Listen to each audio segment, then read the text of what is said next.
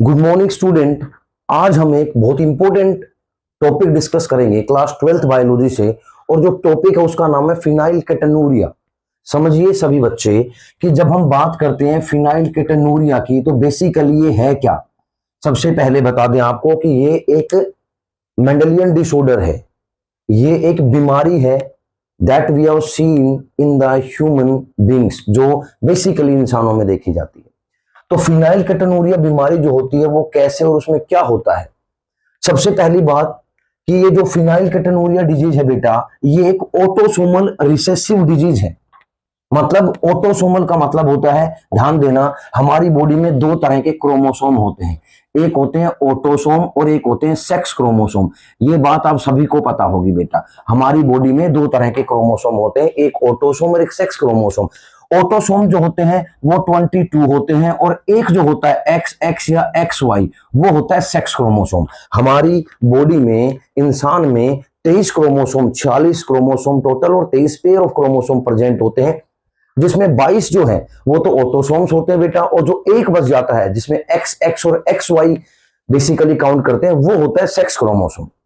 तो यहां पे जो लिखा हुआ है it is autosomal recessive disease है, मतलब ये वो बीमारी है जो बेसिकली इन क्रोमोसोम में दिक्कत होने की वजह से होती है, ना कि सेक्स क्रोमोसोम में दिक्कत होने की वजह से होती है। सबसे पहली बात। और यहां पे लिखा हुआ है ऑटोसोमल रिसेसिव डिजीज है ये। ऑटोसोमल का मतलब होता है कि ऑटोसोम्स पे, इन क्रोमोसोम्स पे कोई ऐसा स्ट्रक्चर होता है, ऐसी जीन डिफेक्ट होती है जिसकी वजह से वो अपने आप को एक्सप्रेस नहीं कर पाती, इसीलिए इसको लिखा हुआ है रिसेसिव। रिसेसिव का मतलब आप सभी को पता होगा, जो अपने आप को एक्सप्रेस ना कर पाए वो रिसेसिव होता है, और जो अपने आप को एक्सप्रेस कर पाए वो डोमिनेंट होता है। तो इसमें एक जीन है जो अपने आप को एक्सप्रेस नहीं कर पाती, जिसकी वजह से ये बीमारी हो जाती है, जिसका नाम है फिनाइल केटनूरिया। इसमें क्या होता है, ध्यान देना यहां पे। ये जो बीमारी होती है बेटा, हमारे अंदर एक जीन प्रोड्यूसिंग एंजाइम होता है। मतलब एक ऐसी जीन जो एक एंजाइम प्रोड्यूस करता है, और उस एंजाइम का नाम है फिनाइल एलेनिन हाइड्रोक्सिलेज। एंजाइम का नाम है phenylalanine hydroxylase that have been produced by the gene. तो हमारी बॉडी में एक जीन होता है जो एक एंजाइम प्रोड्यूस करता है फिनाइल एलेनिन हाइड्रोक्सिलेज। तो अगर वो एंजाइम प्रोड्यूस करता है, ये जीन, अगर ये एंजाइम फिनाइल एलेनिन हाइड्रोक्सिलेज ये प्रॉपरली प्रोड्यूस करता है, तब तो ये फिनाइल एलेनिन, ये जो अमीनो एसिड है बेटा, ये कन्वर्ट हो जाती है टायरोसिन में। इसमें कन्वर्ट हो जाती है टायरोसिन, ये एक अमीनो एसिड है that have been produced by that gene.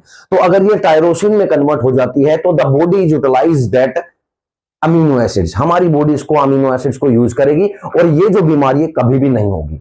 और बेसिकली टायरोसिन अमीनो एसिड्स का काम होता है, ये वाइटल रोल प्रोड्यूस करती है सिंथेसिस में। डोपामाइन और एड्रेनलिन हार्मोन जो उनकी सिंथेसिस में, उनको स्टिमुलेशन में हेल्प करती है ये अमीनो एसिड। तो अगर यहाँ पे फिनाइल एलेनिन हाइड्रोक्सिलेज एंजाइम काम करता है तो यहाँ पे फिनाइल एलेनिन हमारी बॉडी में जो अमीनो एसिड्स है वो टायरोसिन में कन्वर्ट कर देगा ये एंजाइम, और हमारी बॉडी नॉर्मल रहेगी, बीमारी नहीं होगी। लेकिन बेटा अगर यहां पे ये जो एंजाइम है ये एब्सेंट होता है, या इसमें किसी भी तरह का डिफेक्ट आ जाता है, या इसको ये काम नहीं करता है हमारी बॉडी में, ये जीन इस एंजाइम को प्रोड्यूस नहीं करता है, तो उस केस में वही फिनाइल एलेनिन अमीनो एसिड्स है वो टायरोसिन में कन्वर्ट ना होके बेटा वो कन्वर्ट हो जाता है फिनाइल पायरुविक एसिड और फिनाइल पायरुवेट में कन्वर्ट हो जाता है।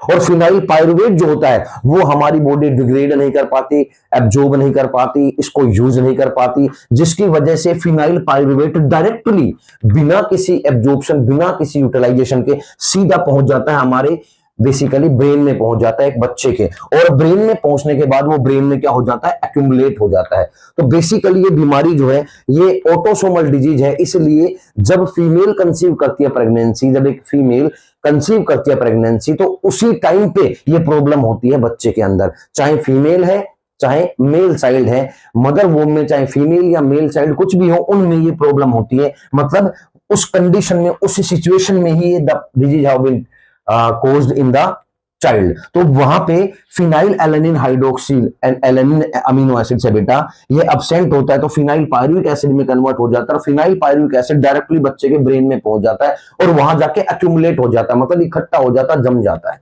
और जब वो इकट्ठा हो जाता है, वहां पे यूज नहीं होता, एक्यूमुलेट हो जाता है, तो तीन तरह की प्रॉब्लम्स होती है उस बच्चे में। सबसे पहले मेंटल रिटार्डेशन हो जाता है, मतलब बच्चा जो है वो स्लो लर्नर हो जाता है, जिसको बेसिकली पागल कह सकते हैं। दूसरा स्किन पिगमेंटेशन, उसकी जो स्किन है उसमें पिगमेंट हो जाते हैं, ब्लैक ब्लैक स्पॉट धब्बे से हो जाते हैं पूरी स्किन में। और तीसरा होता है हेयर लॉस। तीसरा क्या होता है इस बीमारी में, बच्चे के बाल जो है बचपन से ही क्या होते हैं, उड़े हुए होते हैं, हेयर लॉस रहता है। और इसी को हम कहते हैं, क्या कहते हैं बेटा, PKU भी कहा जाता है, जिसको हम फिनाइल केटोनूरिया डिजीज कहा जाता है। और basically this is the example of pleiotropic gene. ये नीट का क्वेश्चन है कि which one is the example of pleiotropic gene, तो इसमें 3-4 डिजीज का नाम लिखा रहेगा, तो आपको टिक करना है phenylketonuria is only the example of pleiotropic gene.